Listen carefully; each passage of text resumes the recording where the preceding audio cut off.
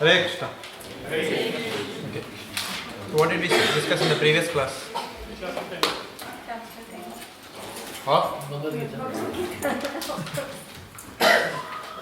Chapter 10 of Bhagavad Gita is called as Opulence of the Absolute. Well done. So what did we discuss in the previous class?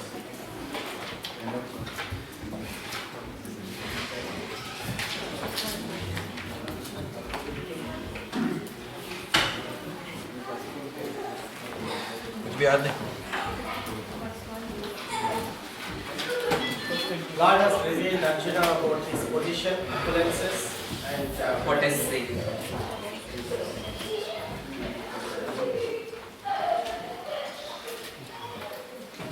So you can remember POP. Position, opulence, potency. The exam point of view. Okay. What else? Okay, let's get settled fast now because there's too much of noise. People are just settling down. Some cross conversations are happening. We can't start the class like that. Okay, so we need to have silence and all attention here. Otherwise, we really can't start the class. Can you close the door? Please close the door.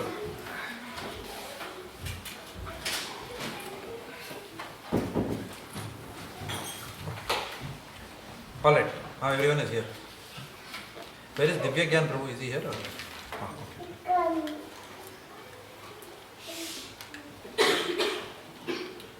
Yes. So we discussed that the Lord is revealing His opulence, potency, and position. Then what? After. Why is He doing that? Okay. Let me preempt. Conversion to devotion. Correct. Okay, very good. Okay, so to convert to, sorry, not to convert in one sense, to take Arjuna, move Arjuna from the platform of conviction to the platform of devotion. Okay. What else?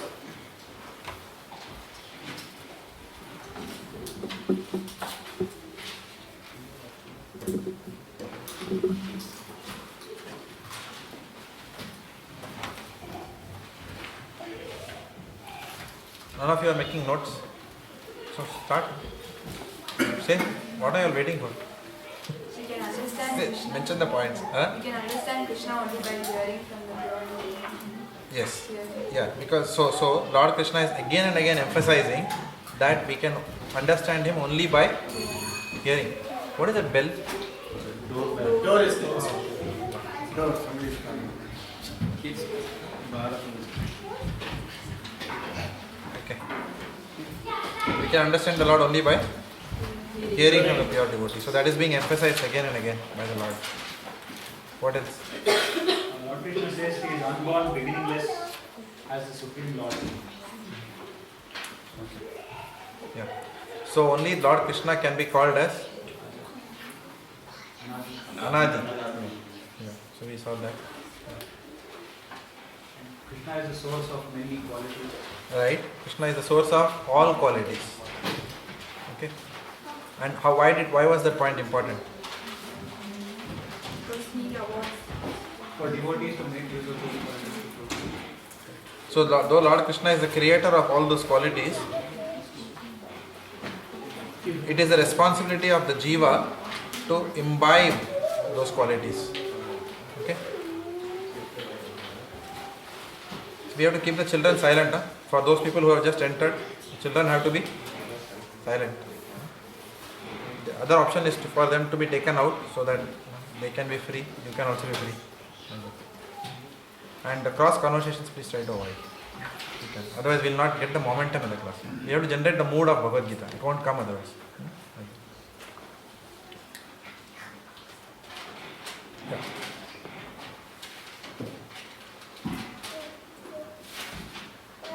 So it is a duty of a devotee to imbibe those good qualities. However, what did you discuss? Even if one develops all the good qualities, Krishna is beyond goodness. correct. Still one cannot understand Krishna simply on the strength of having developed those good qualities. Because Lord Krishna is transcendental to material nature. He is beyond the three modes of material nature. So again, through that angle, again Lord Krishna is emphasizing that hearing is the only way. There is no other way of understanding, hearing from the pure devotee. So the importance of Shravana. Anything else? He is the source of all spiritual and mental life. So now we come to the Chatushloki. What is the verse? Bhaktah sarvam iti matva bhajante ma Buddha bhav. Everyone is expert in this verse. Ready for the exam now.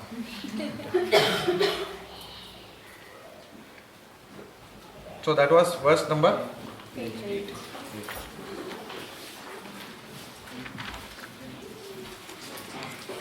So today we will do verse number 9. The idea is to complete the chapter. So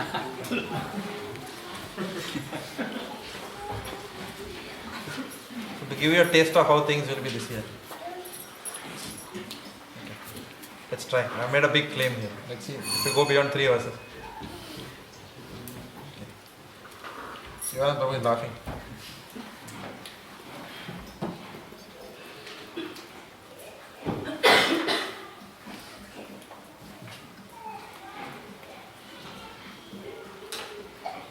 So we discussed that the Chatushloki summarizes the entire Bhagavad Gita. Lord Krishna proclaims him as Swayam Bhagavan, but it is also corroborated by all the other scriptures. We saw that last time. So the key point was only under the shelter of Parampara can one understand Lord Krishna perfectly and worship him with prema in our heart. That's what he says. If you go back to the translation, I am the source of all spiritual and material worlds. Everything emanates from me. The wise who perfectly know this engage in my devotional service and worship me with all their hearts. Aditya, close the door. Okay. So the word, what did Lord say? Worship me with all their hearts. I mean, what is the meaning of that? What do they mean by worship me with all their hearts? What is the external manifestation of worshipping Lord Krishna with all their hearts? How can we know that Lord Krishna is being worshipped with everyone's hearts? That leads us to the next verse. So what do devotees do? What do such devotees who are worshipping him with all their hearts, what do they do all the time? Yeah, so that's the next verse. Okay. That leads us to the next verse. Machchita madgata prana bodhayantah parasparam kathayantascha mam nityam tushyanti cha ramanti cha. That is the next Chatushloki. Key memory verse again. Very, very important verse from the Bhagavad Gita. Let's read. To those who are constantly devoted to serving me with love, I give the sorry, not this one. The thoughts of my pure devotees dwell in me. Their lives are fully devoted to my service, and they derive great satisfaction and bliss from always enlightening one another and conversing about me. So what is the symptom of people, of devotees, pure devotees? What do? The first thing is that their lives are fully devoted to the Lord's service. And they derive great satisfaction and bliss by always discussing Krishna Katha with one another, by discussing their realizations, spiritual realizations with one another. Like that. That is a symptom of a devotee who has developed prema for the Lord within his heart. So let's read. Mata, do you want to read?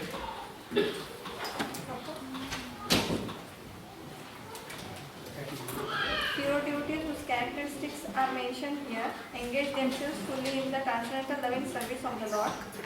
Their minds cannot be diverted from the lotus feet of Krishna. Their talks are solely on the transcendental subjects. The symptoms of the pure devotees are described in this verse specifically. Devotees of the Supreme Lord are 24 hours daily engaged in glorifying the qualities and pastimes of the Supreme Lord.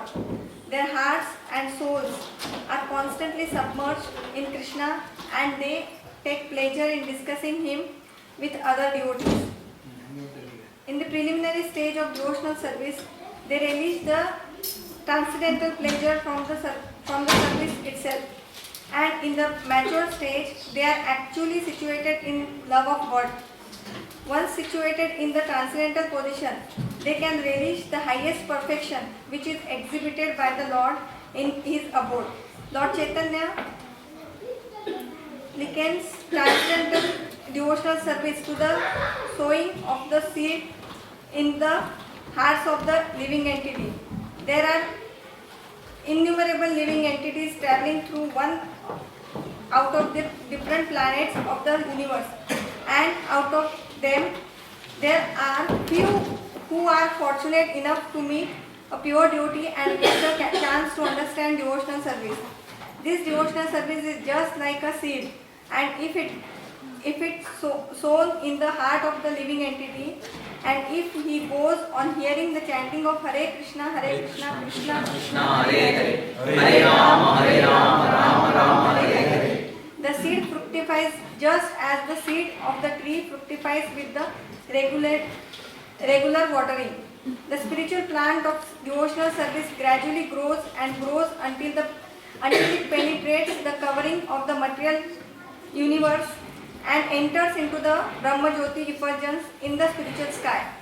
In the spiritual sky also, the plant grows more and more until it reaches the highest planet, which is called Golok Vrindavan, the supreme planet of Krishna. Ultimately, the plant takes shelter under the lotus feet of Krishna and rests there. Gradually, a plant grows fruits and flowers, and that plant of devotional service also produces fruits and flowers. That plant of devotional service and the watering process in the form of chanting and hearing goes on. This plant of devotional service is fully described in the Chaitanya Charitamrita Madhya Leela, chapter 19. It is explained there that when the complete plant takes shelter under the lotus feet of the Supreme Lord, one becomes fully absorbed in love of God. Then he cannot live even for a moment without being in contact with the Supreme Lord. Just as a fish cannot live without water. In such a state, a devotee actually attains the transcendental quality in contact with the Supreme Lord. In the Srimad Bhagavatam is also full of such narrations about the relationship between the Supreme Lord and his devotees. Therefore, the Srimad Bhagavatam is very dear to the devotees, as stated in Bhagavatam itself. Srimad Bhagavatam Puranam Amalam Yad Vaishnavanam Priyam. In the narration, there is nothing about the material activities, economic development, self gratification or liberation. Srimad Bhagavatam is the only narration in which the transcendental nature of Supreme Lord and his devotees is fully described. Thus, the realized soul in Krishna consciousness takes continual pleasure in the hearing such transcendental literature, just as a young boy and girl takes pleasure in association. So what are the points here?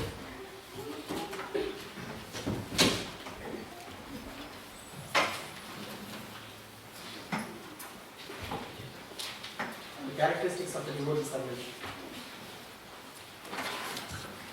The characteristics of pure devotees are mentioned here.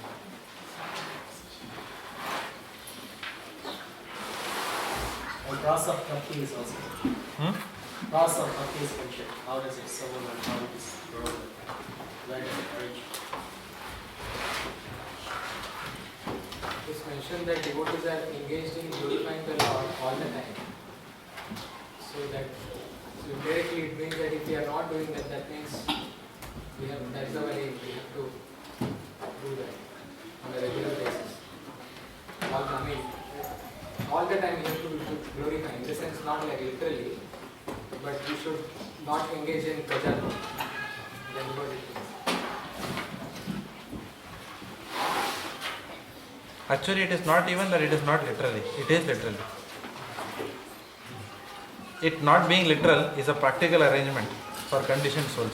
But practically there is no other business of the jiva other than to vibrate the holy names of the Lord. There is no other business. Everything else is shrama eva hi kevalam. धर्म स्व अनिष्ठिता पुंस विश्वक्सेन कथासु यः न उत्पादयेत् यदि रतिं श्रमयेहि केवलम्. So everything else is a waste of time, useless waste of time. So in a literal sense, even Lord Krishna elsewhere has said Satatam Kirtayantamam. He did not say occasionally Kirtayantamam or make a practically Kirtayantamam. No, nothing like that. He said Satatam Kirtayantamam. So that is the duty of the Jiva. Our whole existence is to perpetually engage in devotional service. It's incidental that because we are conditioned souls, then we are given practical instructions. Madhavanand Prabhu's Bhaktivriksha program and Tarun Prabhu's Bhaktivriksha program, they ask the question how to balance material and spiritual life. So this is a question coming from a practical platform, but there is nothing like balancing material and spiritual life. There is only spiritual life is the only reality. All other things are illusion. Because we are conditioned, because we are struggling, then that such a question arises. Because we are struggling with being able to love Krishna full time, therefore this question is there. And because we are engaging in material activities, so therefore that question comes of balancing. Otherwise, there is nothing called as balancing in one sense. You see, in the purest sense, it's a full-time activity. Krishna consciousness is a full-time activity.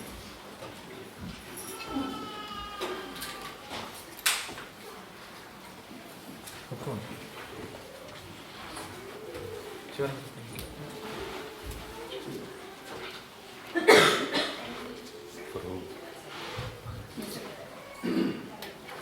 So we are discussing, you can manage it. I'll get a soft copy for myself. Alright. Anything else from this purport?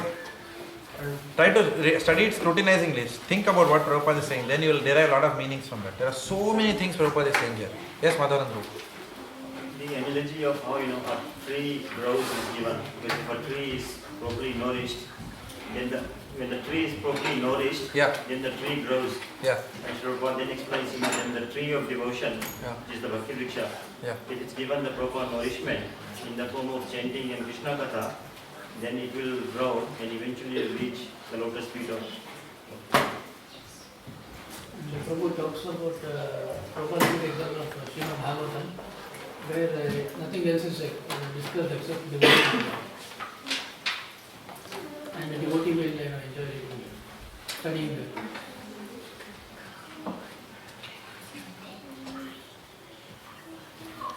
Prabhupada also mentioned in the verse from Chaitanya Charitamrita, Brahmanda Brunite Kona Bhagyavan Jiva, Guru Krishna Prasadita. So Prabhupada explained that actually the fortunate soul come in contact with the Guru and Krishna and then take this position. So that position is mentioned here.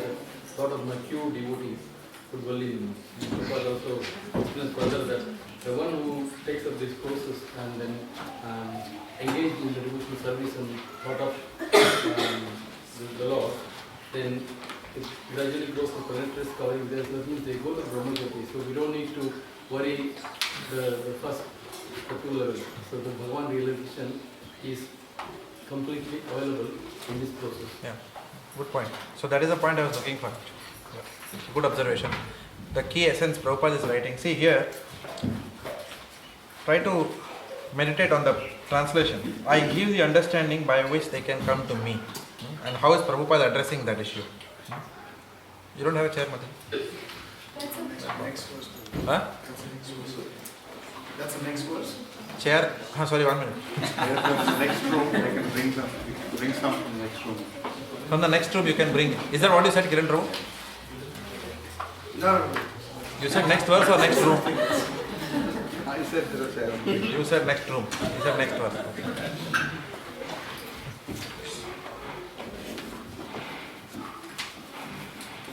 Some more chairs are required, looks like.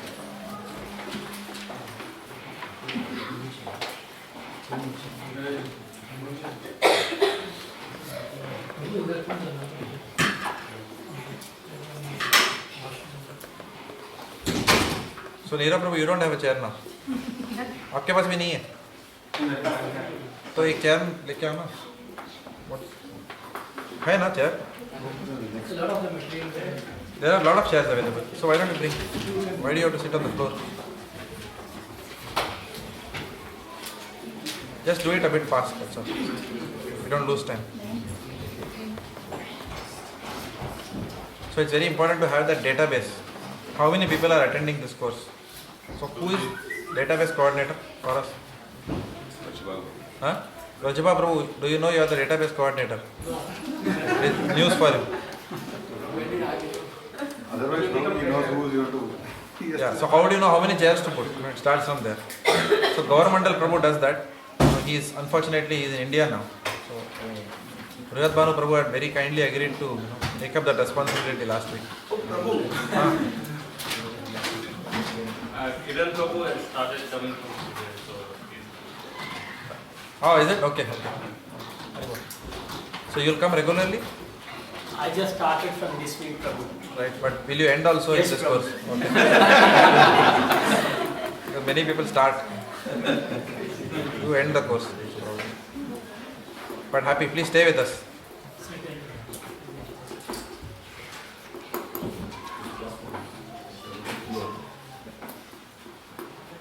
So, Lord says that those who are constantly devoted to serving me with love, I give the understanding by which they can come to me. So, whatever point Janeshwar Prabhu just mentioned. Oh, sorry. Okay. So the Lord is. Okay, let me bring it in a different angle. Okay. Yes, it's the next verse. The Lord is talking about, as Mataji was pointing out during the recap, he is taking Arjuna from a platform of conviction to that of devotion. Okay. What is the? How does Prabhupada translate bhakti? Devotional service. Okay. So the Lord, in the ensuing verses, he is talking about people coming to him. Okay. So that is the goal. Okay. And what is the process of going to him? That is given in this verse. Okay. By constantly discussing his glory, by discussing Krishna Katha, by that only we will develop love for the Lord. This morning Bhagavatam class also we were discussing the same point. Right? Sukadeva Goswami is churning and churning and churning. Sorry, Maharaj Parikshit is churning and churning and churning Sukadeva Goswami. Maharaj Parikshit asked Sukadeva Goswami a question: what is the duty of a person who is about to die? Okay, how many of you attended the Bhagavatam class this morning? Okay, so it may not be repetition for everyone. Okay. Don't mind. 2-3 minutes of repetition. So Maharaj Parikshit has asked this question, and Sukadeva Goswami, what does he say? That the duty, prime duty of a person who is about to die is what? Etan nirvidyamananam ichchatam akuto bhayam yoginam nrapa nirnitam harer nama anuketanam. So he is saying that in the second chapter. Sorry, in the second canto, first chapter. So that's the essence. Harer nama anuketanam. Which means what? Perform devotional service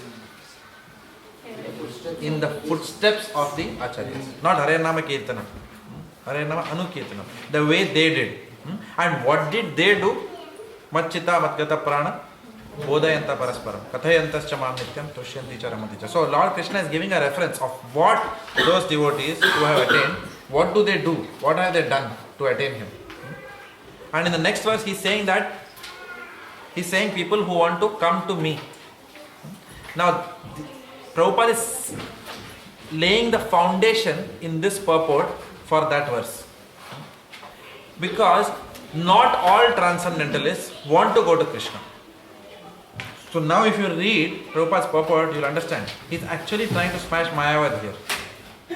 In this purport, Prabhupada is saying that the highest destination is not Brahman. Right? So Prabhupada talks about so many things that are happening. So it is only the first thing, the preliminary thing that happens is what? Again, let's go back and read that section carefully. Where is that? The spiritual plant of devotional service as a devotee. This devotional service is like a seed, and if it is sown in the heart, and if he goes on chanting the Mahamantra, that seed fructifies just as the seed of a tree fructifies with regular watering. The spiritual plant of devotional service gradually grows and grows until it penetrates the covering of the material universe. What does that mean to you? What do you understand by that? It's purifying the soul. Yes. Correct. So the soul, by hearing and chanting, transcends the three modes of material nature. That's the step which we have come here up to. Okay, until it penetrates the covering of the material universe. The covering of the material. What is inside the covering of the material universe? What is the first thing that is there inside the covering? False ego. False ego. Then you come inside, then mind. Then you come inside intelligence. Then the gross body. Right? All this is covering the soul. It's tightly trapped. So as we do hearing and chanting, we go up, we break, and then finally break that outer layer. Finally we come out of false ego. Okay? And that's when the soul enters into the spiritual sky. What is the spiritual sky called as? Brahma Jyoti or Vaikuntha. Actually here it is Vaikuntha what Prabhupada is referring to. Spiritual sky is also called as Brahma Jyoti. But let's understand it clearly here. Okay? You will understand Prabhupada is actually talking about Vaikuntha here. Let's read it carefully. He says it enters into the Brahma Jyoti effulgence. That is fine. Right? Then let's see what Prabhupada is writing. In the spiritual sky also, that plant grows more and more until it reaches the highest planet. So which means they are already in the Vaikuntha realm. And in the Vaikuntha realm then there is the highest planet called as Golok Vrindavan, the supreme planet of Krishna. Ultimately the plant takes shelter under the lotus feet of Krishna and rests there. So let's understand this carefully. So the highest goal, the goal of Bhakti Yoga is not simply developing good qualities. The goal of Bhakti Yoga is not simply transcending the material nature. The goal of spiritual life is not simply loitering in the periphery of the Vaikuntha planets, attaining Brahman or just going into the Vaikuntha planets for us, for our Sampradaya. Because which mantra Prabhupada is talking about here? He is talking about Hare Krishna Mahamantra. It's a very beautiful way he is writing this purport. In fact, this morning after the Bhagavatam class, one devotee came and asked a question: why can we not chant Om Namo Bhagavate Vasudevaya? First of all, his question was, why can't we chant simply Om? Then his question was, why can't we chant Om Namo Bhagavate Vasudevaya? How will you use this purport to answer that question? How will you use whatever Prabhupada is writing in this purport to answer that question? If someone, you are a Bhaktivedanta leader, somebody is asking you, I am chanting Om, tell me now. Any one of you? It takes you to a certain level, the Om and Om Namo Bhagavate. We are talking about going above Vaikuntha planets. Okay. Which level does Om take you to? What does Om do? What does Om do? At least Om will not take you to... It's not addressing anyone. At least Om will not take you to the lotus feet of the Lord. To take shelter under the lotus feet of the Lord. Like as Maharaj said, it's like calling someone A, but it's not, we are not calling by his name. So, it's not full. Of course. So this point is addressed in the second canto of Srimad Bhagavatam, in the conversation between Maharaj Parikshit and Sukdev Goswami. So he says the whole idea of this Om chanting is to calm the mind. Right? That's what he says. By constantly chanting, you just first calm your mind. Constantly, we did the pranayam the other day, no? Right? Oh, you remember? What happened after that? The mind was calm. Right? So that's what Om chanting does to you. It soothes the mind.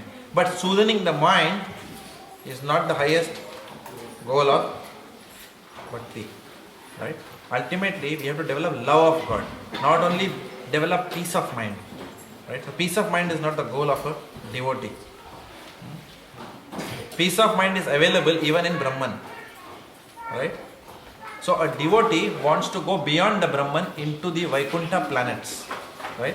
But because Prabhupada is specifically talking about the Hare Krishna Mahamantra here, that Hare Krishna Mahamantra will not take you to any other Vaikuntha planet. It will take you to the highest planet and put you in the feet of Krishna. So that is the essence of what Prabhupada's mood is coming out here.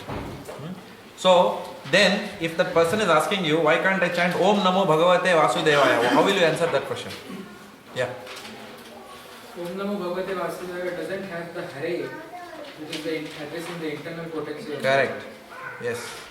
So that will Om Namo, the destination of somebody starting Om Namo Bhagavate Vasudevaya is attaining the personal feature of the Lord, but in the Dasya Bhav. Right. While only Hare Krishna Maha. Are you sure it's only Dasya Bhav? That is Om Namo Narayana, what you are talking about. Om Namo Narayanaya will give you pure Dasya.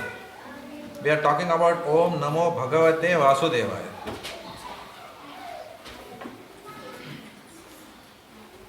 Yes, Arun Prabhu.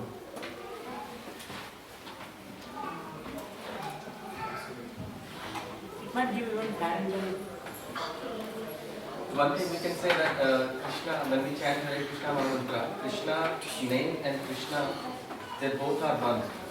Chanting Om and Om is not Krishna's name in a way. So it's not personal. So is that a question, statement? No, it's a statement. Yes. Om is an impersonal way of addressing the Lord. Yes. So this is coming back to you know how you were asking. But I am saying Vasudevaya also, no? Along No, I'm with not answering Vasudeva. I'm talking about the Om. that. You are talking about the Om. Okay. So Om, yes, Om will only help, like Shivanand Prabhu was mentioning, as Kadamakaran Maharaj's Sankarshan Das Adhikari was saying, that it is just calling someone hey, like that. Om. You are not calling the person by the name. So it's impersonal way of addressing. And therefore the realization will also be impersonal at best. But Om Namo Bhagavate Vasudevaya, the key aspect of Hare Krishna Mahamantra is that it contains Radharani. Om Namo Bhagavate Vasudevaya does not contain Radharani there. Okay. So the essence of our sampradaya, Prabhupada is bringing out here. The essence of our sampradaya is what? Is Golokya Prem. Prema Dhana Harinam Sankirtana. It's Golokya Prem. It is not just Dasya Ras. Yes. So the chanting of Om Namo Bhagavate Vasudevaya, will it reveal all the 64 qualities or just the 60 qualities? I don't know. Okay.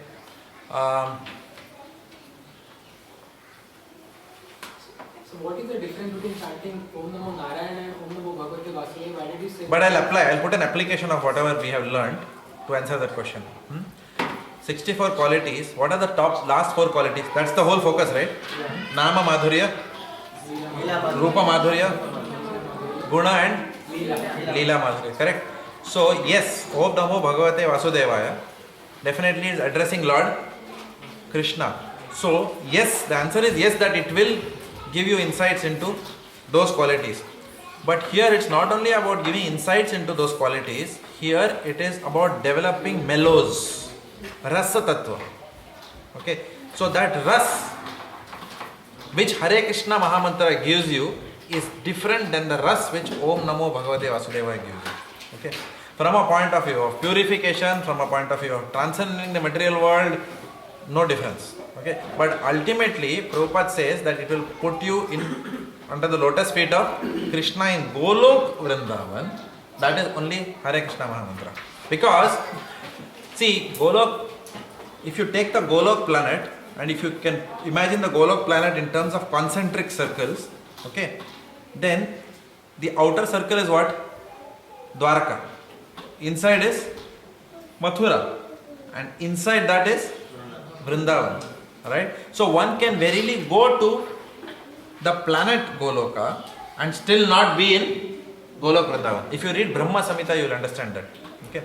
First of all, to enter Goloka planet itself, Bhaktisiddhanta Maharaj writes in his purports, which are very difficult to understand actually in Brahma Samhita. But if you read it 20 times, then something we may get a hang of it. He says there are spears on all the directions, which will poke you even if you have traces of the Aishwarya feature of the Lord. So you cannot go with pure Aishwarya Bhav to Golok Vrindavan. You need to have developed something more than simple reverence for Lord Krishna. Does this make sense? Some Vatsalya should be there, Sakhya should be there, Madhurya should be there. But Vrindavan, when you say Golok Vrindavan, it is pure Madhurya and pure Vatsalya. Does it make sense? It's pure, it's not contaminated with any Dasya ras at all. Okay. Even Sakya, that is pure. Sakya is not combined with Dasya. If you read Srila Prabhupada's God brother Dr. O.B.L. Kapoor's book, Saints of Raja, he writes that if you have the slightest trace of the godhood of God, then you can't enter Golok Vrindavan. Then you will have to go outside. Because as the Lord comes out of Vrindavan, his majesty aspects start manifesting more and more and more. Okay? Either as a prince, king, whatever. Right? Whereas in Vrindavan, he is simply a cowherd boy. Okay? So this Hare Krishna Mahamantra, it will directly put us under the lotus feet of that cowherd boy. Okay? It will go directly, the creeper, and directly take us into the innermost circle. Because that's the power of the Hare Krishna Mahamantra. This is a gift given to us by Chaitanya Mahaprabhu. There were so many acharyas who talked about Krishna Bhakti. There was Ramanujacharya, there was Madhvacharya, they all talked about Krishna Bhakti, Vishnu Bhakti. Right? But what Chaitanya Mahaprabhu has given us, very specifically, he has given us Golokera Prema Dhan. Okay. Radhar Mahima Prema Rasa Sima Jagate Janat. Okay. You know that bhajan, right? Yadi Gavarna Hoito, Tabe ki Hoito. Kemone Dharitam De. Radhar Mahima Prema Rasa Sima Jagate Janat. Okay. So, people do not know the Prema Rasa Sima, the limits of devotional rapture. We don't know that. So, that limits Hare Krishna Mahamantra can deliver. So directly it will take you, not only, it will take you through all, it's like, when if you are from Bombay, you will understand. You get in that Chhatrapati Shivaji terminus or Churchgate station, and to go till, Virar station, you can take a slow train also. It will stop at, so many stations. First it will stop at, what is that? Marine Lines, then Charni Road, Grant Road, then what is that? I forgot the station. Bombay Central. Like that you can go aram se, station by station by station. Whereas, if you sit in one super fast Rajdhani Express, right from the time it leaves Bombay Central Station, next stop directly it will put you in whatever. Some trains are directly going to Ahmedabad, straight Ahmedabad station from Bombay Central. So fast. So this Hare Krishna Mahamantra is like that. It will just avoid. It will not stop at any station. Brahman, no, sorry. 3 modes of material nature, okay. Material nature, okay, no problem. Come directly, it will take you to that place. Which the yogis, for millions of years, they get down at Charni Road, they eat Bhel Puri, then they will go Grand Road, then you will go to Mahalakshmi station, they will worship maybe, Mahalakshmi. So they will go station by station by station. This directly takes you and puts you there. That is important. So right now, we are not in that stage of Raganuga. We are not, most of us are not in the Raganuga platform where we have developed spontaneous love for the Lord. But we are in the process of developing Ragatmika. We are in the process. Hare Krishna Mahamantra will give us that mood. We are at least following that process right now. So that is where the Hare Krishna Mahamantra is very different than other mantras. So if you read with that lens, then you may probably able to derive what Prabhupada is saying. Ultimately, the plant takes shelter under the lotus feet of Krishna and rests there. Gradually, as the plant grows fruits and flowers, the plant of devotional service also produces fruits, and the watering process in the form of chanting and hearing goes on. This plant of devotional service is fully described in Chaitanya Charitamrita. One becomes fully absorbed in love of God, and he cannot live even for a moment without being in contact with the Lord. And then Prabhupada writes about Srimad Bhagavatam, because Srimad Bhagavatam is the right scripture for delivering us very quickly to Golok Prem, which canto? 10th canto of Srimad Bhagavatam. So Prabhupada is emphasizing here that the Srimad Bhagavatam is full of such narrations. And Prabhupada is also quoting from the 12th canto. Bhagavatam Puranam Amalam Yad Vaishnavanam Priyam. So because Srimad Bhagavatam doesn't deal about any other mundane subject matter. So it gradually takes you through all these stages. It talks about Om, then it talks about Om Namo Bhagavate Vasudevaya, and ultimately it goes to the 10th canto, where you are developing pure Bhakti which is devoid of dasyaras, where you forget that the Lord is the Supreme Personality of Godhead. That is a special mercy of Chaitanya Mahaprabhu's movement, of which we are all a part of. At this point in time, though we are chanting the Hare Krishna Mahamantra, we may not have developed, we may still have Aishwarya Bhav. And that is why Sanatana Goswami calls this as Vaidhi Sadhana Bhakti. But Vaidhi Sadhana Bhakti will lead us to Raganuga Sadhana Bhakti, which will eventually make us forget the Godhood of God. So that is the destination. Sorry. What was the point? Question? So is it right to say that when you mention that Om Namo Bhagavate, Om Namo Narayana will only reveal the Dasyaras? So if somebody, if we encounter this question from outside people, the difference between Bhagavate Vasudeva and Narayana is Bhagavate Vasudeva can reveal all the qualities without the application of the last four, but Narayana will only reveal up to Dasyaras. Yeah, Narayana primarily addresses Dasyaras. Because Lord's Vasudeva feature is manifesting outside Vrindavan. Please understand. Lord's Vasudeva feature is being revealed outside Goloka, Vrindavan. So Vasudeva feature is present in Mathura and Dwarka. In fact, Prabhupada writes that it is the Vasudeva feature of the Lord by which he kills demons. Krishna doesn't have to do anything with demons. He's a coward boy. Right? But the moment you are talking about killing of demons, then what feature is coming in now? Aishwarya is coming in now. Okay? Aishwarya mixed with Madhurya is coming. Some mixture is there. But if you see that's where the Lord's pastime of putting the mud in the mouth is very significant.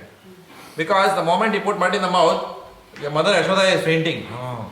He's seeing the whole universe inside his mouth. But as if to just cover her, then Lord Krishna again makes her forget everything. No, my child has eaten that.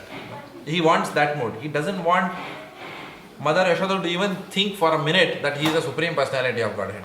Otherwise, why will he run away being chased by the stick of Mother Yashoda? He'll say, what stick? I have beaten, with a club and all I have handled, Hiranyakashipu and Hiranyaksha, I have, what Mother Yashoda stick, what can it do? It's like, we are so used to the terror of AK-47 that what is the police lathi will do? Correct? Lathi leke police, hey, bade weapons dekhe hain. So it's almost like that. So why will he fear? But still he fears because he wants to cover himself. He does not want, he tells Yogamaya, cover me, completely cover my opulence. And we can penetrate that mood, we can relish that mood, or we can participate in those pastimes only if we also completely forget that he is Supreme Personality of Godhead. Which the Hare Krishna Mahamantra, it can directly take you and deliver you at the feet of that original Vrajendra Nandana Krishna, not Vasudeva Krishna. We discussed, you remember, in the first chapter itself, Dhira Lalita Krishna, Dhira Prashanta Krishna, you remember that we discussed all those things last year, right? So we are talking about Dhira Lalit, we are talking about that Shyam Sundar. So that is where it will deliver us directly into that's the power of the Hare Krishna Mahamantra.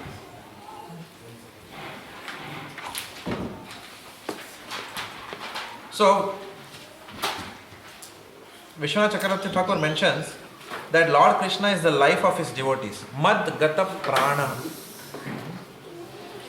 Prana means what? That you can't live without, they are the life and soul of the devotee, right?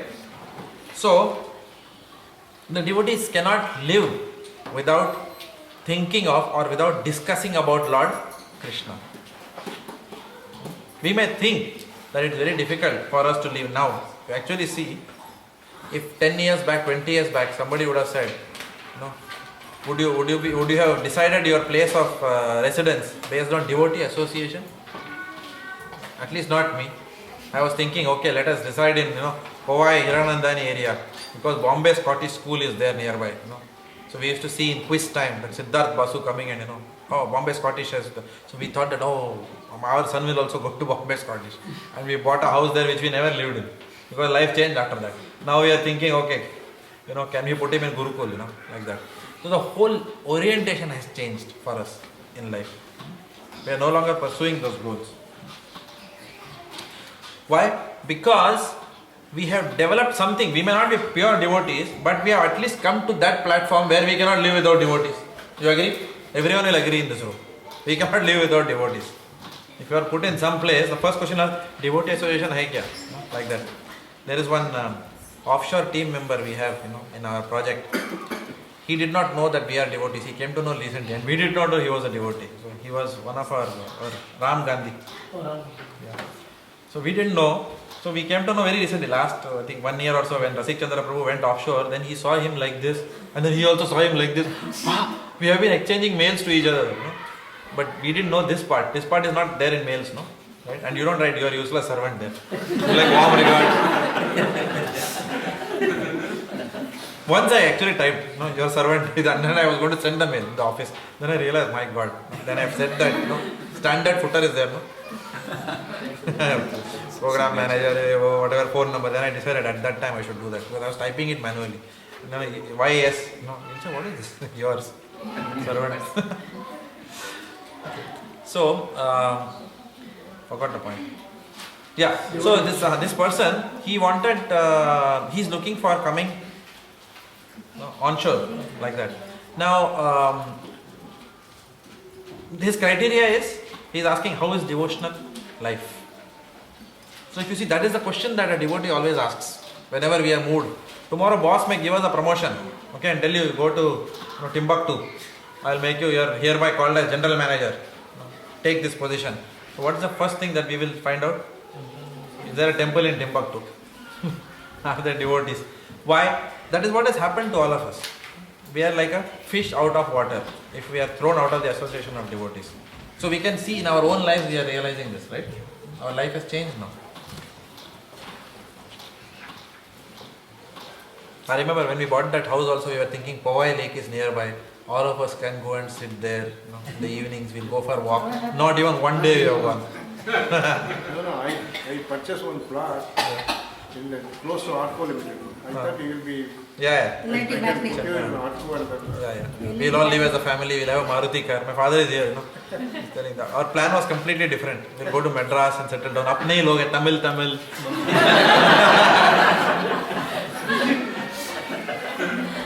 So completely wild. And now it has got nothing to do with all those things, Whether Tamil ho, Telugu ho, Gujarati ho, Marathi ho, kuch farak nahi padta. All that we need is, are you a devotee or not?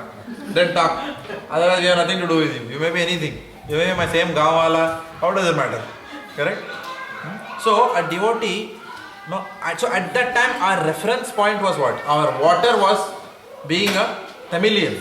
And therefore I am a fish out of water when I am not associating with Tamilians. Or my water was Maharashtrian. So outside of Maharashtra, then koi Marathi log hai kya idhar? Like that. That's how our thinking was. But now our thinking is what? We are neither that nor that. We are only servant of Krishna. So now, are there devotees there? Like that. That's our question. So our whole mindset changes. So Vishnu Chakravarti Thakur mentioned that Lord Krishna is the devotee's Matgata Prana. He is the life and soul, and just like a fish cannot live without being in water, we cannot live without the association of devotees. And what to speak of pure devotees? We are still practicing devotees. But for apna hi halat aisa hai, so what to speak of pure devotees, right? I just finished reading this book about Vamsidas Babaji, which I purchased in the Yatra. You remember, no? You were there at that time. Bhaktivedanta Swami has written this book.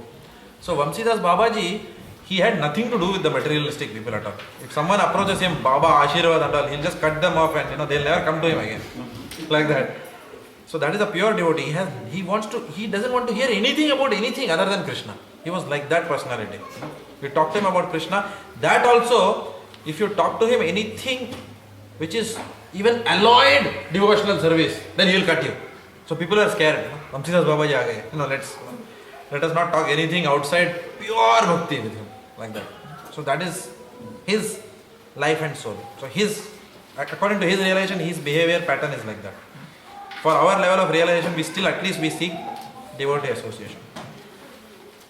Of course, we will also see, whether market is nearby and this is nearby and good schools should also be there. But Vamsidas Babaji does not have those considerations. For him, pure devotional service, wherever it is available, he will go there. So Lord Krishna is the life of a devotee. And Krishna Consciousness is the nourishment of the devotee. Krishna Katha is the nourishment for a devotee. Kurak, if you like. Daily diet. So we need our daily diet of hearing and chanting, right? And our daily diet of remembering the Lord. Without that diet, the creeper of bhakti will not grow. In fact, even in office, we are in so much of mode of passion from morning to evening. The moment you go inside, it is a maddening environment, full of passion. So thankfully we have lunchtime. So Ojas Prabhu comes. Earlier Jaimuni Prabhu used to come. Now he has changed his job. So he is not coming anymore. Preeti Mataji, are you here? I saw you entering. Preeti Mataji, I saw her entering. She gone? In the other room. Okay. So Preeti Mataji is there. Then Mahesh Prabhu is there. Rasik Chandra Prabhu, myself. And we have, many times we have Dayanand Prabhu come in. Rajba Prabhu used to come before. Nowadays he is avoiding. Yeah, but Rajba Prabhu also used to come. So it was a good thing. So every lunchtime we discuss Krishna consciousness. Every lunchtime we will discuss Krishna conscious topics. But what happened over the last few days, we did realize that because of something, either because collectively we were not hearing enough or reading enough or whatever, because of the vacation period which we have, that's the most dangerous, this December time. Bhakti Vaibhav course is not there, so nothing to hear, read, chant, or discuss about Krishna Katha. So we were started discussing about so many things, how to start a superannuation company.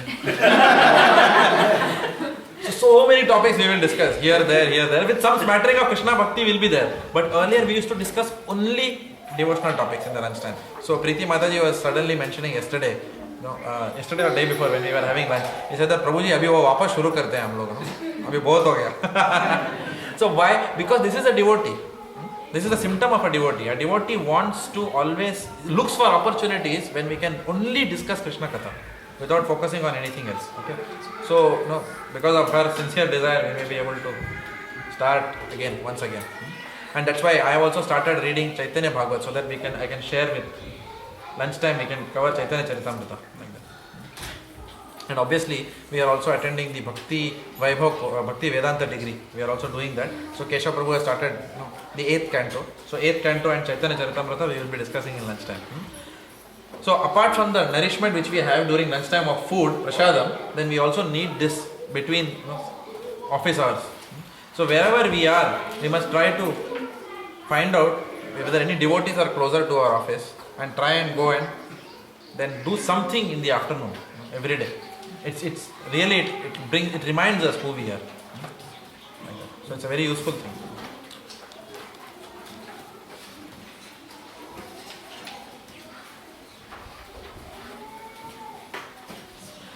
And our greatest fear is what? Is loss of devotee association. That's our greatest fear in life. Sometimes we may have to undergo a great deal of austerity and make lot of changes to our personal plans in our life, to our career plans, just for this one thing, that I want devotee association. This is a very practical application of this verse. Whatever decisions we take regarding our job, profession, we keep this one aspect in mind. This is very, very important. Shabda Brahma Prabhu, when he came to Melbourne, he was very anxious. What about devotee association here? Correct? Prabhu?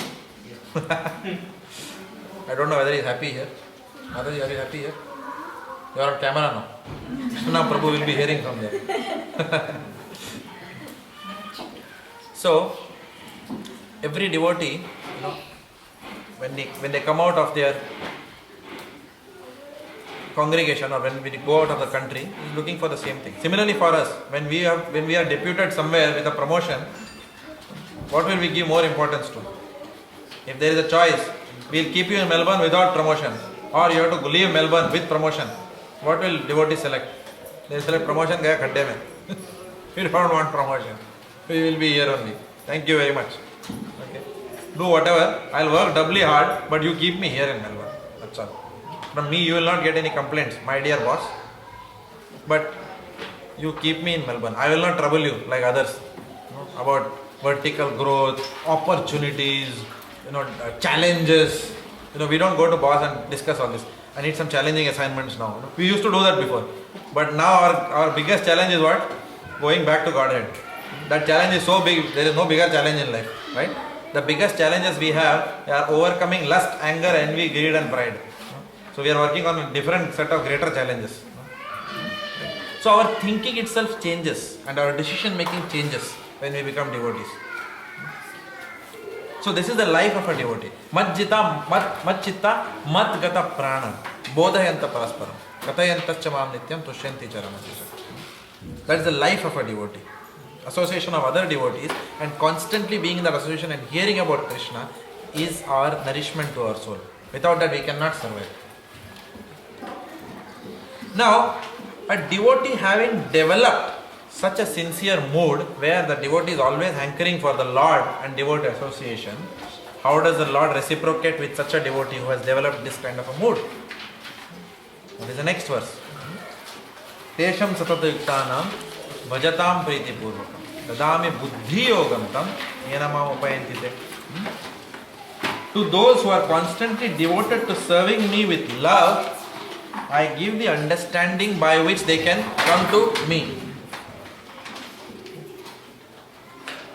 It's a very, very practical instruction, right? Practical verse for all of us.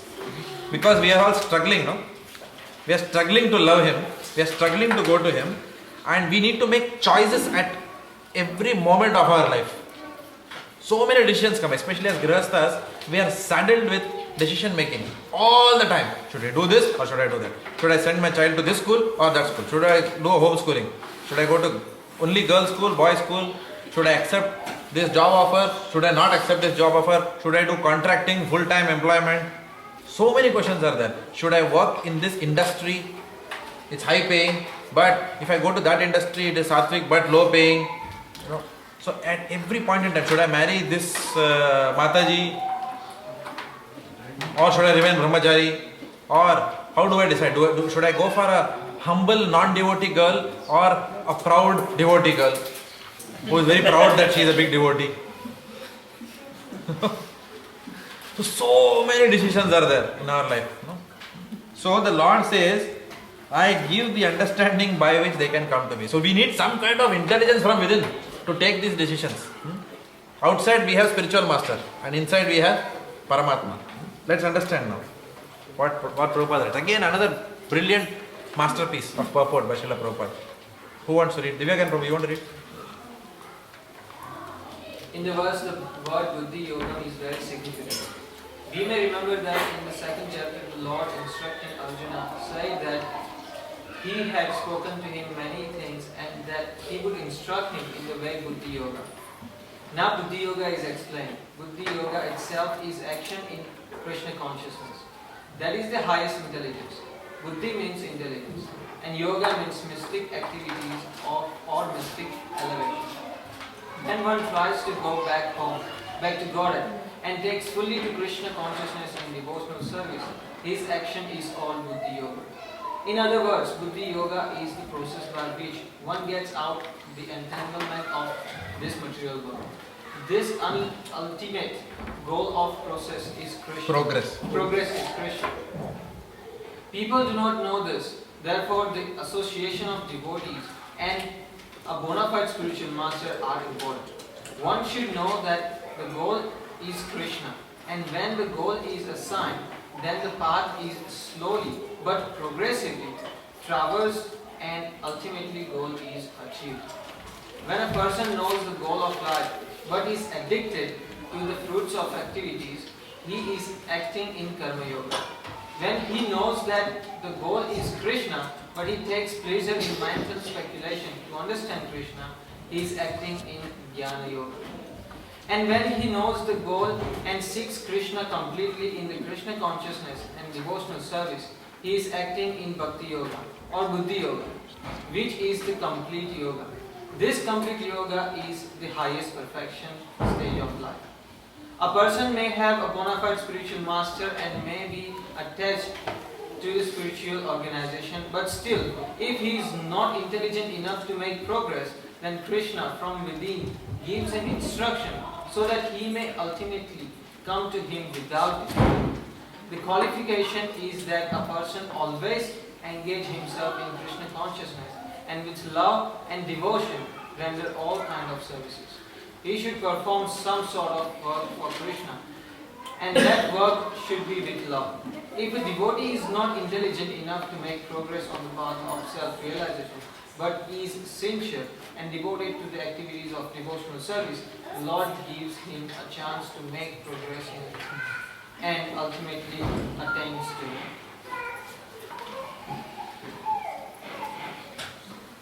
The yoga ladder is explained.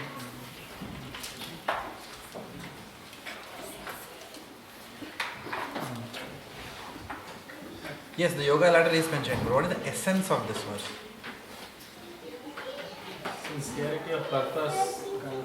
If you are sincere in your efforts, then the purpose is clear.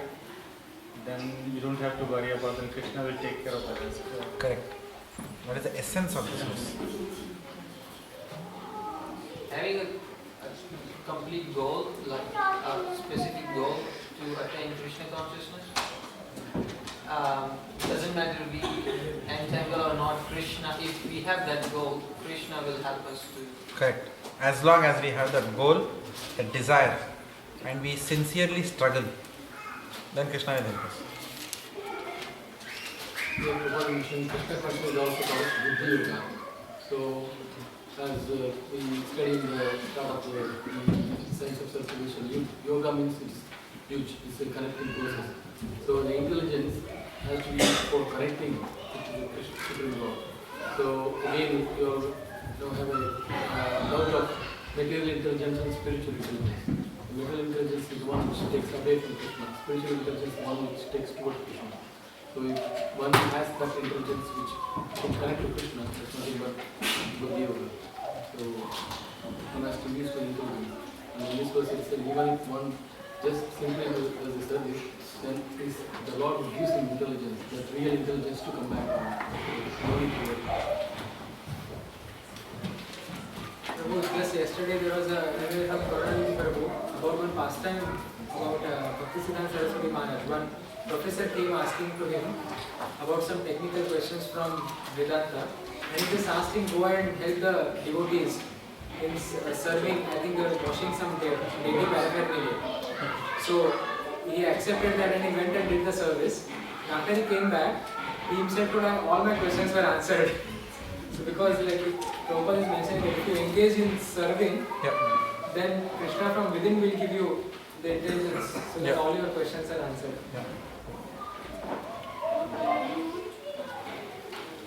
I remember a few years back, we were cultivating one devotee.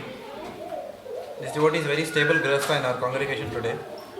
But this devotee had a lot of decision making to do in his life. He was coming very sincerely, but he had a lot of dilemmas and decision making to do, being a grihastha. So, the suggestion which we gave him was that he starts Prabhupada dressing in the morning. Deity dressing, Prabhupada deity dressing. It's a very powerful service. How many of you have done that? Yeah. You have done that in Brisbane? Yeah. It's a very powerful service. And lot of realizations one will get simply by doing that service. What's your experience? That's how actually it's very personal, and because of that service I have taken initiation, I would say. Like Srila Prabhupada is suggesting me to. Like you are with Srila Prabhupada and conversing with him with your personal time. Very special feeling. Damodar Prabhu, what's your experience? You're very much safe, Prabhu. This is some kind of feeling. When you're serving Prabhupada, it's like you're serving, you don't have to feel that we miss the opportunity to take contempt with Prabhupada because he is present in So I treat him as really serving Prabhupada, not the devotee. So this devotee, he started doing this Srila Prabhupada service for almost 2 years. He doesn't live close to the temple. He had to drive from wherever he was. But he did that, and then we saw that his spiritual maturity shot up exponentially just by doing that service. Exponentially. He was very clear in his thinking. He was taking a lot of good decisions in his life after that. That is a power. Dadami buddhi yogam tam. At all points in time, we are faced with decision making in our life. So we need to make intelligent decisions. But we may not be intelligent to make intelligent decisions. And that's where the only thing which we rely upon is our service to the Lord. So that is the essence of this verse. So as long as we have that sincerity, don't worry whether you are materially very intelligent. You may not have understanding where to invest, which are the top areas, in Melbourne. You may not know how to do financial management prudently, whatever. But as long as your desire is sincere, then Krishna is the one who provides at the end of the day. Even if you use your material intelligence and invest, for example, can you be sure that it will give you returns? For example, I am saying, okay, I think Perth is the next area for investment. Okay, and then I invest. Can I be 100% sure that Perth will give me 200% return or whatever the returns they say? No. Right? So at the end of the day, we think we are doing all these things, but we are only getting the results of our karma. Right? We can buy just the right shares of the right company, and then the company can come crashing down with one news in the market saying that they have been caught in some scam and this and that. One of the famous companies in India came down crashing in one day. The share price came down from 180, 300 something to 10 rupees. Right? And many people, they couldn't just, people went mad. People went crazy. Many employees had worked so hard and they had got stock options. They were relying on those stock options and back to 10 rupees. Reliance Communication from 750, it came to 80 rupees. Yeah, 80 rupees. And they are some of the most brilliant men are managing, brilliant people in the country. So, at the end of the day, it is, we get what the Lord has ordained for us. We will not get 1 naya paisa more, we will not get 1 naya paisa less. But sometimes we forget that. We think that we are what we are because of the intelligence with which we have taken decisions. But at the end of the day, it is the Lord. So a devotee who knows this, that Krishna is the orchestrator for everything, he is not too worried about whether he is taking a right decision or wrong decision, because such a devotee, even though he is not intelligent, he will consult his spiritual master and the spiritual authorities while taking a decision. And he will keep Krishna in the center of decision making. For example, Sachin Prabhu was giving me a very nice example about his, shall I? Without quoting much, about his previous life, not in Europe, where he mentioned that he was given one instruction. He was given full freedom to run the business. He was a very successful businessman there. So he was given only one instruction: take this facilities and run. So his question was, what's the direction I should follow? At a very high level, what is one strategic direction? Keep money in the center of all your decisions. That was the instruction given to him, and I found it very nice. In comparison to what the instruction we are getting in Krishna Consciousness. That's all. As long as you keep money in the focus, you will take the right decisions for the company. Take all those decisions which will bring in cash flows to the organization. Avoid all decisions which will take money away from the organization. That's the highest level of instruction. And at the highest level, what we have been told, for all decisions keep Krishna in the center. Like that. Okay. So as long as we follow that instruction doesn't need a lot of intelligence to understand, but it needs a lot of intelligence to apply in specific situations. Right? So sometimes we are in a dilemma. So we go to spiritual master or spiritual authorities. If our spiritual master is not there, maybe some of us will go to counselors or our Bhakti Vriksha self-servant, like that. So we go to higher authorities to solicit advice. And if in some situations we can't do that, then what do? Nothing to fear. As long as our desire is sincere to serve Krishna, He will guide us from within, because He is always with us. For example, in a conference room, I am faced with a question and I don't know how to answer that question. Very practical situation. In a meeting, you are put in a tight spot and you don't know what to do. Or you have to do a performance appraisal. Okay. And you have been told to say something which you don't believe. Right? And how do you handle? If you go this way, then somebody is unhappy. If you go that way, something else goes wrong. So there are a lot of situations which are grey areas, which come to us daily. Even at least at workplace, I know that it happens all the time. Or even in personal relationships, it many times happens, right? In the house, who is right, who is wrong? Very difficult, right? So then what do we do? Then you can't say, 1 minute, I will consult spiritual master and come. No, you can't do like that. Then all we do is, we pray to the Lord saying, okay, Mukham karoti vachalam, pangum langayate girim, yat kripa tam aham mande Shri Guru Dinatarinam. By taking shelter of you, my dear Lord, I may be a fool number one, but even a lame person can climb mountains. And a dumb person can speak very eloquently by taking your shelter. So, because then the Lord will give us the right direction from within our hearts, what to do. Like that. That is very important. I can tell you a very practical example. And my parents also witnessed this drama in our building. One day, I was so stressed. I had a very, very tough week in office. And they know, because I was literally working till 12 o'clock in the night. Almost continuously it was happening. So, almost since the time that you all came, I have been working like that. And the stress had built up so much at workplace also. And then, there was some stress at home also. Some decisions to be taken, whatever. Some issues. And then, what happened was, over a period of time, whenever I enter my car parking, someone has parked the car there. And the last thing that sometime, and then every time, you say, okay, chalo, theek hai, it's okay, I'll park on the side. But on that day, somebody had parked, and because all this was built up, and then the person came out, with his key, like that, very happily. I said, what the hell, here I am suffering, I am so much stressed up, and this person is parked in my car and he doesn't even tell us sorry, and I let loose on him. And he abused me with 4-letter words, and they all witnessed that. It was such a heavy thing, you can see the mood, that time it was so heavy.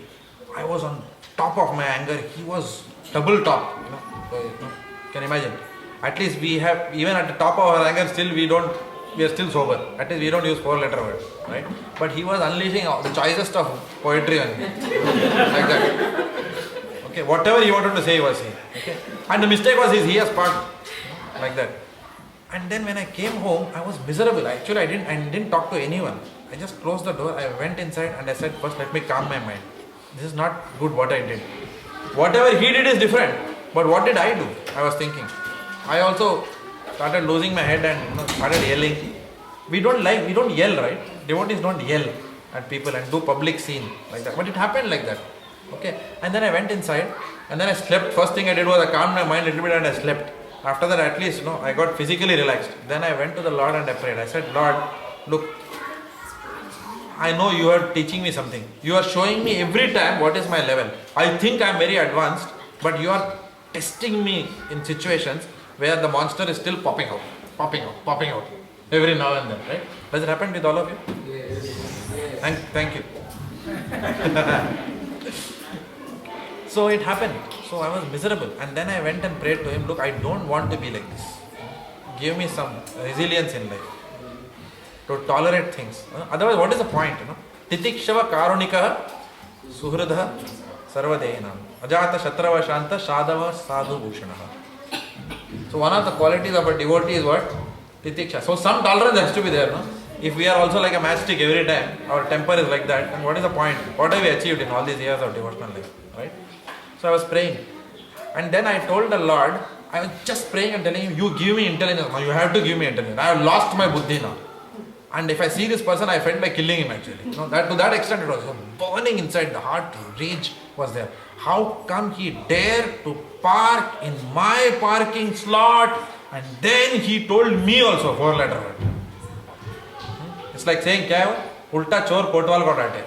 We see in Hindi. Like that. I couldn't accept it. And then remembered Maharaja's instruction. That not everything is black and white in life. And there is one more instruction, which I remembered. He said that sometimes you have to accept wrong things happening to you despite you not being at fault, because there are so many times you have been at fault and not been punished. That is also there. Then suddenly I remembered all that. I said, "ठीक है भाई, ठीक है. It's not so bad at all." No? Have I not parked in anyone's parking area? I have.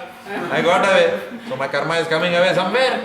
And then I suddenly felt at peace. And then I told the Lord, this is just a conversation happening. It's all in the mind only, sitting and just thinking and then having this conversation. I said, okay, what do I do? Then somewhere, I remembered Gaurang Prabhu's lecture on Hanumanji. When you are faced with a big problem, no big demon, then you become so humble. And then I thought, oh, why not apply this trick? Let's try. And then after 1 week or so, the gentleman was coming out. He was coming out of the door. And then he brushed past me. And I thought for a minute, shall I talk to him or not?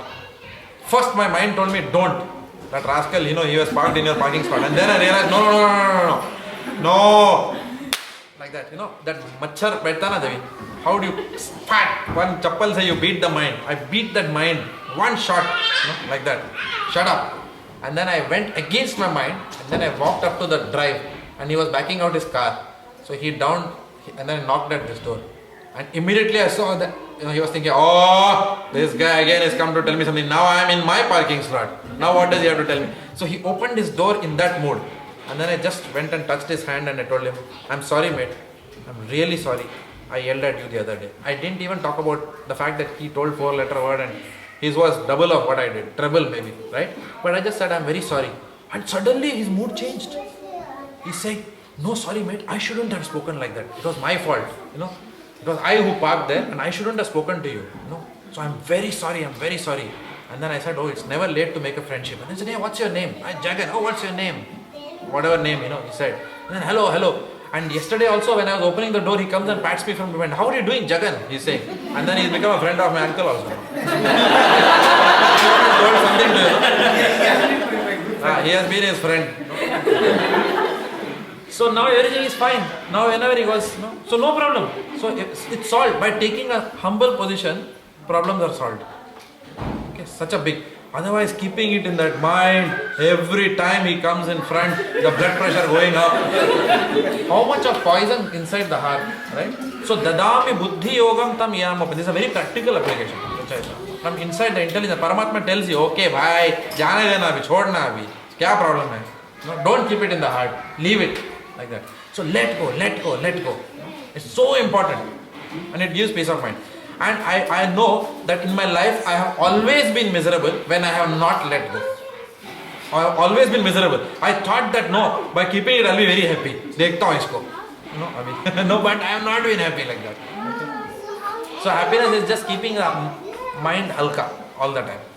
Don't store anything inside. Throw out the toxins. Like that.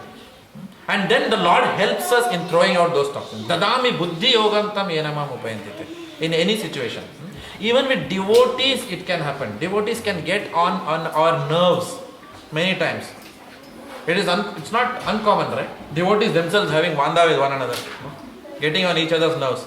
In terms of service, how come that Mataji can question me like this? I am doing this service. How come I did so much for these Matajis? Not even one sense of gratitude. So many issues will come like that. You may feel that you are not getting the same reciprocation to the extent that you are investing in a relationship with devotees. So at that time, hearing, chanting, that process, if we are sincere, if we have a sincere desire that when faced with a challenging situation, we will draw upon immediately our spiritual master's instructions to solve the problem, we will be out of that problem. That's an assurance. We will be out of the problem. That's a 100% pakka. It is just our desire to take that mind and like that mosquito, one beating you give the mind and tell you, please now you saw that video, the drama, me and my mind, like that. You tell mind, shh, like that. Keep it, go aside now and let me meditate on higher instructions in life. So by taking shelter of higher philosophy, then we can transcend the lower modes like that. Otherwise we will always be in that lower mode of nature. Ever miserable, all the time. So we have to try our best. We may fail. Has anyone not failed here? We may fail. Failure will come. Tomorrow also another incident may happen and we may fail. But then the process should continue. And then we will reach there one day by Krishna's mercy. Dadami buddhi yogam tam.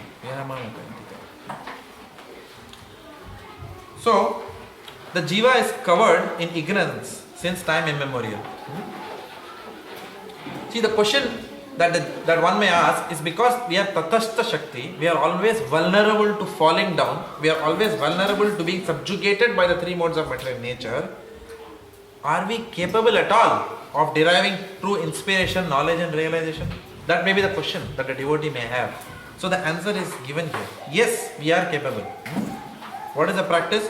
By externally chanting, externally hearing, chanting and internally meditating on the Lord and the spiritual master's instructions all the time. And if we do that, Lord Krishna will reveal himself from within. That is why Buddhi Yoga. Not simply by leveraging our self-intelligence. We can try to handle many situations by material intelligence also. Right? For example, a material intelligence solution in that situation would have been to call the police. Okay, I will not shout at him, but I will call the police. And then police will come and then there will be drama which will happen. Or thinking of other material ways by which how to solve the problem. Including uska tire ka hawa nikal dene ka. Correct? That is also, actually my mind went there also. Hawa nikal dene, and throw the somewhere. But then you can imagine, then I thought, where come these thoughts are coming from? Where come these thoughts? Just imagine if we do that and he is going on the freeway and if a tire punctures and then he meets with a serious injury or death, then can we live with ourselves? Just that momentary anger, that one thought which is rising in the mind, to harm somebody, where is it coming from? So that is why that hearing and chanting very important. The moment we are not doing it properly, Krishna will test us like anything. He will give us situations and he will make us realize that you are not there, my dear son. तुम सोचता है तुम बहुत बड़ा भक्ति वृक्ष leader है, but you are not there. Right? He will remind us all the time where we are. So, the higher intelligence means to simply serve him and derive direct inspiration from within. Like that.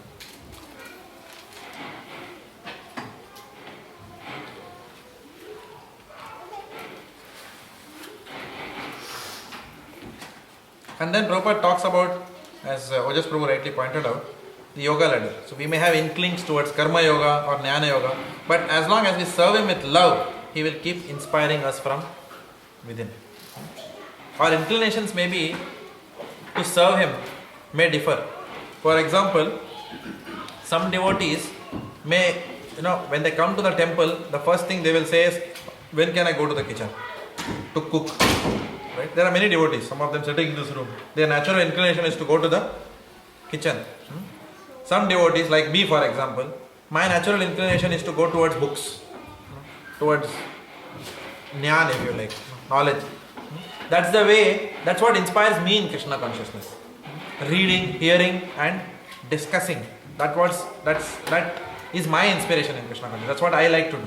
And I know that those are the sevas where I don't have to be told, I will do it anyway. Whereas if I am told to come to the kitchen and cut vegetables, then it's a little bit different service for me. Like that. But for some devotees, if you tell them give a class, they'll say, reading class, forget it. Kitchen mein kuch vegetable kata hai to bolo. I can cook like that. So every devotee is different. All of us are so different. So we may have inclinations towards activity, we may have inclination towards knowledge, but as long as the goal is Krishna, then both the persons will be successful. Whereas if the goal is not Krishna, then there will be no success in any activity whatsoever. So, understanding Krishna is a two-way process. Externally by hearing him, we can understand him, and internally by his own mercy, he will give us the intelligence by which we can understand him. So two ways it works, understanding the Lord. And if we continue serving in that way, then we are capable of achieving true inspiration, knowledge and realization. The next verse also corroborates the same point. Tesham evanukampartam aham ajnana jam tamah nashayami atma bhavasto jnana deepena bhashvata. To show them special mercy, I, dwelling in their hearts, destroy with the shining lamp of knowledge the darkness born of ignorance. You all want to read the purport or no? Shall I go on? Shall I go on?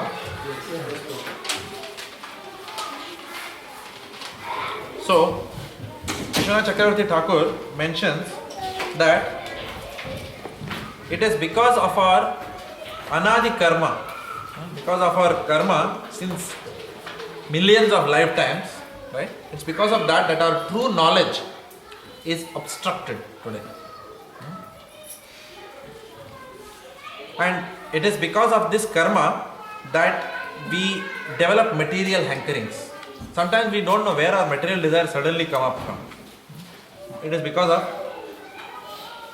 the vestiges of our past karma which is there. So these our past karma manifest as hankerings for things other than Krishna. As I was saying, I don't know whether I mentioned this in this class or Mill Park, I can't remember. But that day I was walking I got down at Metropole and I was walking past, and usually, sometimes I walk on the other side of the street and sometimes I walk on this side of the street. So the other side of the street is my house. If you know where my building is, if you walk out of Metropole St. Kilda, other side is my house, Brihad Bhanu Prabhu's building, all that is on one side, Shivanand Prabhu, we all live on the other side. But this side, we have all those posh apartments. So as I was walking, I saw an Aston Martin car, and Aditya has been doing a lot of work on cars recently. So I thought it was a really beautiful green color Aston Martin. You will see it, just outside my building if you go. And then I looked up, beautiful painted, nice apartment, and I was thinking, Krishna, what is this here? We are all devotees.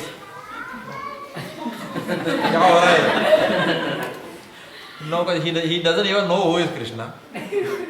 Aston Martin car. Such nice apartment, double floor, one big dog was there. What Hare Krishna. Right? So somewhere the thought is arising in the mind. Suddenly somewhere it's coming. And so that is coming why? Because of karma. This is because of bad karma that is coming. Material hankering. Sometimes it surfaces from somewhere. Even within devotional service, you start thinking all these things. Like that.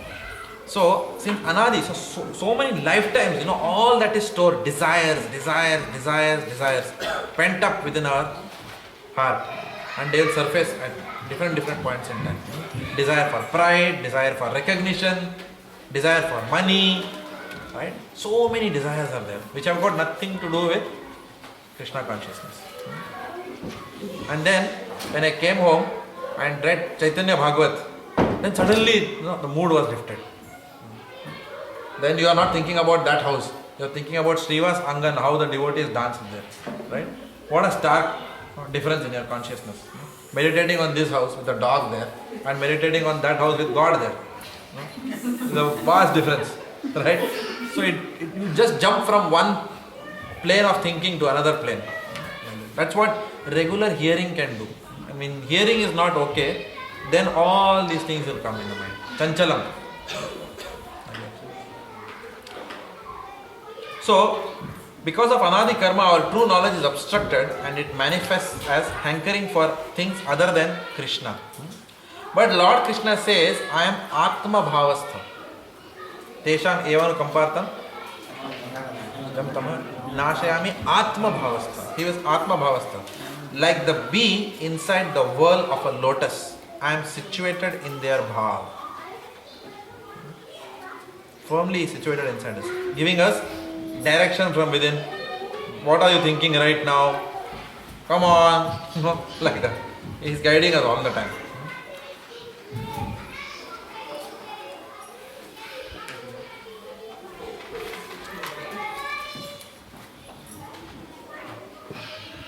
So Srila Prabhupada mentions that the gift of transcendental knowledge which Lord Krishna is giving to us from within, that removes our ignorance. And that is a reward as the Lord, that's the reward for the devotee's loving service. The Lord is reciprocating with the devotee, removing that material hankering. So if our material desires are going down, that means the Lord is actually pleased with us. We can understand it that way. And if our material desires are going up, then something is wrong somewhere. His mercy is not flowing to us. Constantly if we are meditating on material desires. And material desires need not be always gross in nature. It can be subtle. The gross desires are easy to overcome. It's the subtle material desires which are more difficult to overcome. Desire for recognition. Right? I am somebody. That desire. After all, I am. Kuch to hu. Like that. These are all pure material desires. Jive swarupe hoy. Nera nityadas. Right? So, by constantly hearing and serving, Lord Krishna will remove that ignorance from within our heart.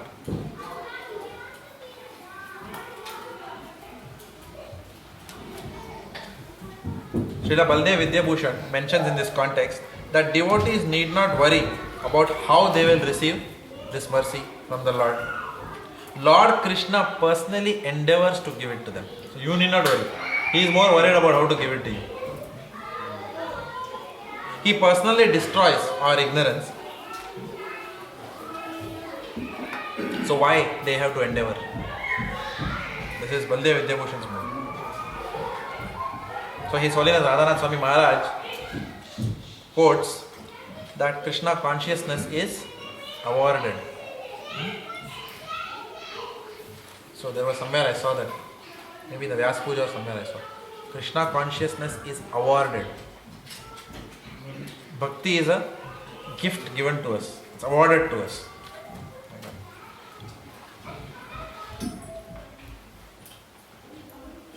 And such knowledge is not in the mode of goodness.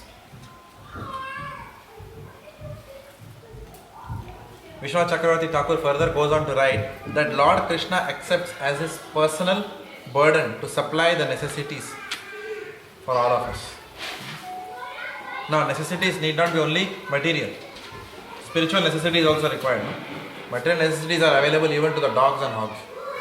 But what is the greatest thing we need from him always? We need spiritual guidance from within our heart. So he provides that. So, these 4 verses that we have done, Chatushloki, starting from Aham Sarvasya Prabho till Tesham Evanu Kampartam, these 4 verses of Chatushloki remove distress and bring about all auspiciousness. That is a blessing that we get having studied this Chatushloki. And it is mentioned that it is this faith and knowledge that we are getting from the Bhagavad Gita that will grant devotees peace even in the most trying situations. As long as we can remember this Chatushloki, especially the Tesham Satata Yuktanam Bhajatam Priti Purvakam Dadami Buddhi Yogam and Tesham Evanu Kampartam, then this can help us revisiting these purports and can help us even in the most trying situations. Because in the most trying situations, it is easy to forget the Lord. Because you are so much into the problem, then you are thinking, Krishna, Guru Maharaj, yahan kahan se? Come on, sab jagah mein mat khicho yaar, Krishna ko. Have you felt like that sometime? Ab iska Krishna ka kaisa relationship hai? Yahan pe kahan se Krishna aaya? Like that, because you are in the thick of the problem. Na? The husband and wife have just fought so much that when one of them saying that, okay, we are devotees, think of Krishna. Come on now. That's how the reaction will be, right? Right? It's that's how it, because both of them are completely somewhere else, right? So even one partner reminds the other, Krishna, then you can't connect so easily. So in trying situations, this knowledge will come handy to us. So Lord Krishna is speaking all this Chatushloki. Now, verses 12 and 13, from this point, again for the first time, since Bhagavad Gita 8.2, Arjuna is speaking. Thus far the Lord has been giving transcendental knowledge, Radha Vidya, Raja Guhyam, everything he has been explaining. And now Arjuna is going to speak. In the next 7 verses, what essentially Arjuna is doing is expressing acceptance of everything that Lord Krishna has said, and he asks to hear more. He wants to hear more and more. Arjuna said, "You are the Supreme Personality of Godhead, the ultimate abode, the purest, the absolute truth. You are the eternal, transcendental, original person, the unborn, the greatest. All the great sages such as Narada, Asita, Devala and Vyasa confirm this truth about you, and now you yourself are declaring it to me."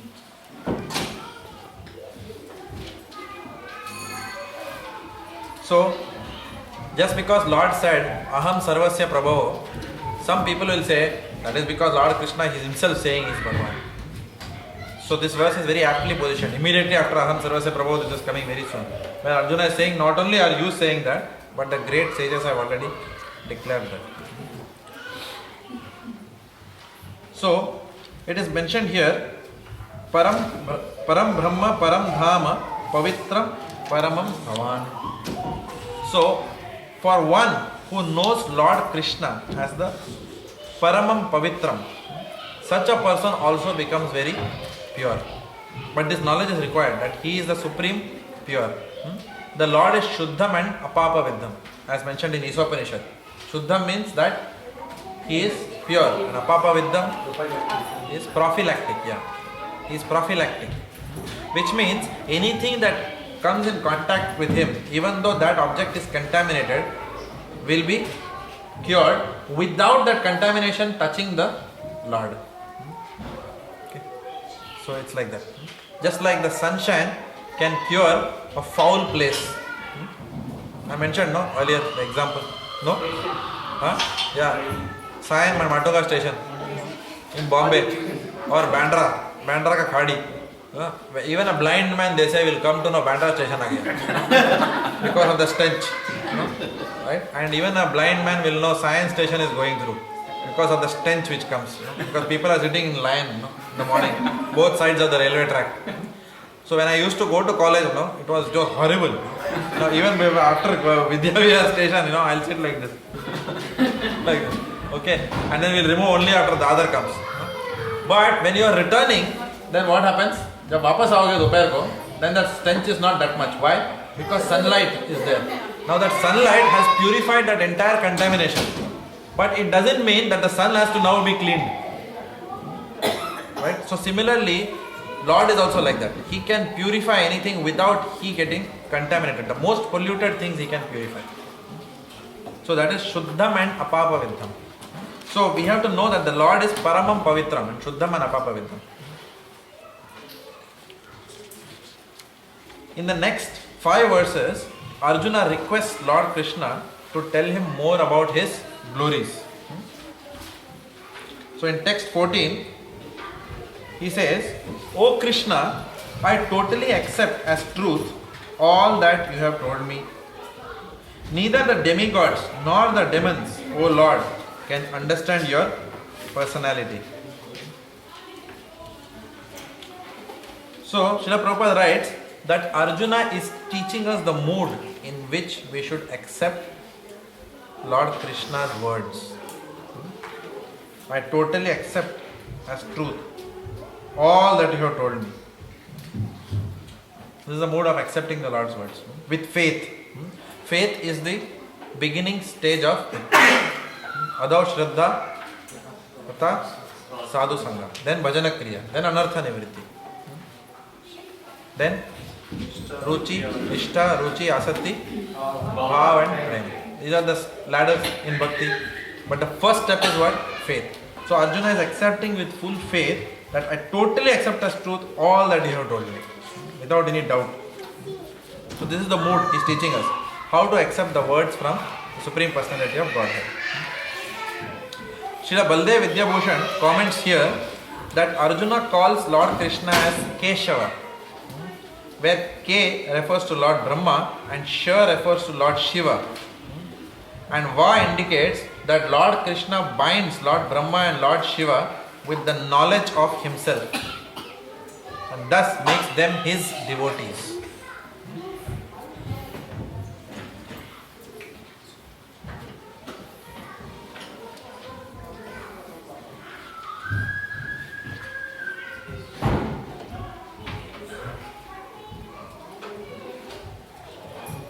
So it is mentioned here that neither the demigods nor the demons, O Lord, can understand your personality. So Srila Prabhupada therefore reiterates in the purport the importance of understanding Lord Krishna through the parampara system. Because only Lord Krishna can actually factually know himself in full. Nobody else can. The closest that somebody can come is his pure devotee. And therefore from the pure devotee we can get that knowledge. And Arjuna is reiterating that in verse 15 also. So if you go through verses 15 to 18, he says, indeed, you alone know yourself by your own internal potency, O Supreme Person, origin of all, Lord of all beings, God of gods, Lord of the universe. Please tell me in detail of your divine opulences by which you pervade all these worlds. O Krishna, O Supreme Mystic, how shall I constantly think of you and how shall I know you? In what various forms are you to be remembered, O Supreme Personality of Godhead? Yeah, 1 minute. O Janardhana, again, please describe in detail the mystic power of your opulences. I am never satiated in hearing about you, for the more I hear, the more I want to taste the nectar of your words. So, Srila Prabhupada writes that as Lord of the universe, Lord Krishna protects the world through his teachings, as he has given in the Bhagavad Gita. So Arjuna now is requesting Lord Krishna to explain more about his opulences, to explain more about himself. Why? Why does he do that? Because in chapter 6, Lord Krishna has instructed him. What? He says, Mat gate nantar atmana. Man mana bhava mad bhakto. No, not that. Yoginam api sarvesham mad gate nantar atmana. Shraddhavan bhajate yomam samayukta tamah mata. So he has asked him that always you must keep me inside your heart and meditate on me. That is the highest yogi. So Lord has given that instruction. And also in chapter 9, he has said, Man mana bhava mad bhakto. He has mentioned that verse also, right? So therefore the Lord is always is emphasizing the importance of smaranam, always remembering him. Now you can't remember a person till you are continuously being fed with more and more information about that person. Right? Otherwise it's very difficult. If I tell you only one pastime, then you can remember only one pastime when meditating. But if you go on discussing multiple pastimes, then you are full of Krishna consciousness in your heart. Then there is so much to remember about the Lord when we are meditating. So, that is why Arjuna is explaining the Lord to explain more and more about himself.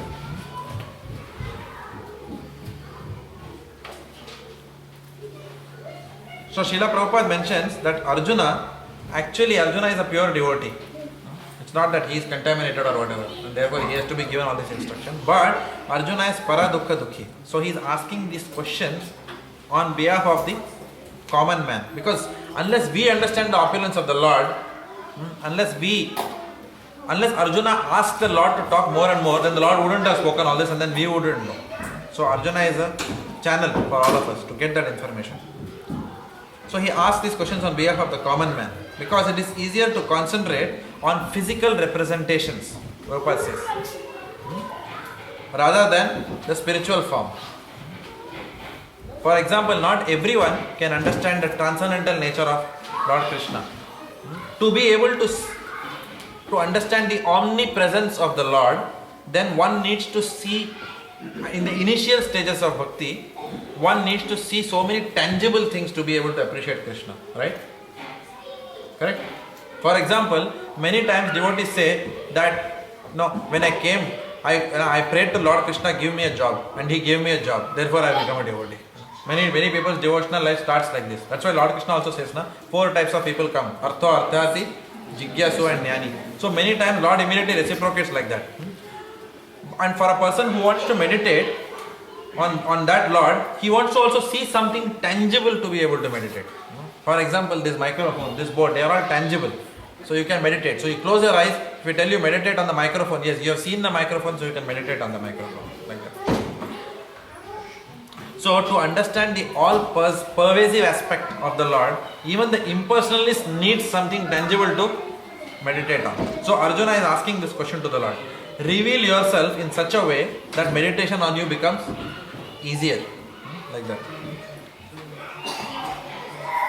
And he says, explain Vistarena. Vistarena means, ekdam vistar se bataiye. Means what?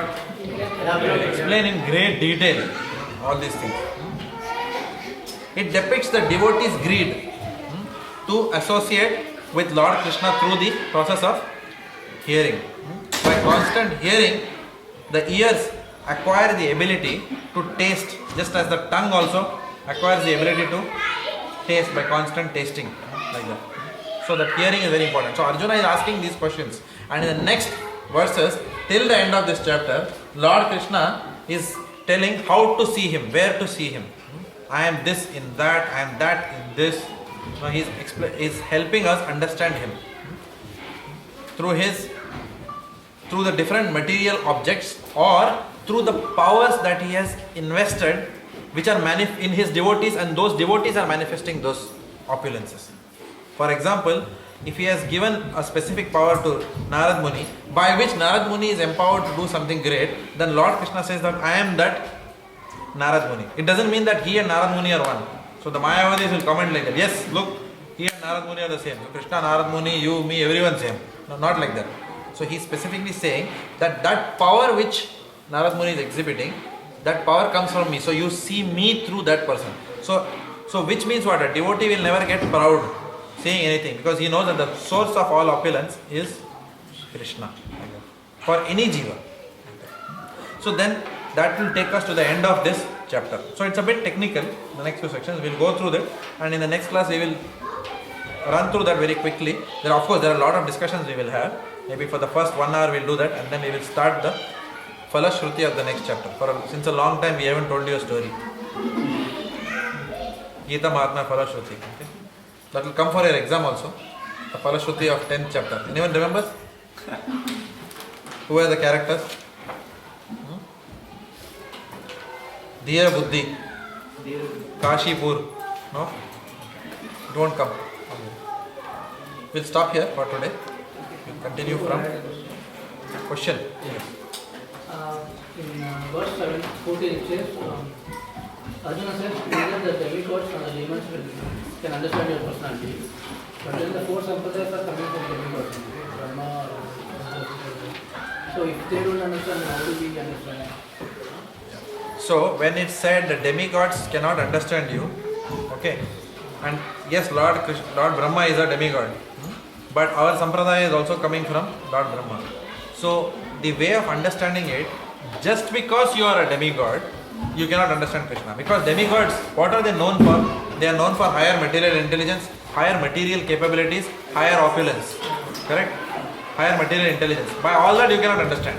But if a demigod also does tapa, the way Lord Brahma did tapa on the lotus flower, then Lord Krishna can help understand. Otherwise, if the demigods wouldn't understand, how would Lord Brahma have created this universe? Lord Krishna comes and tells him that who I am, this is a spiritual world, why you are sitting on the lotus flower. So we'll continue in the next class. Srila Prabhupada ki.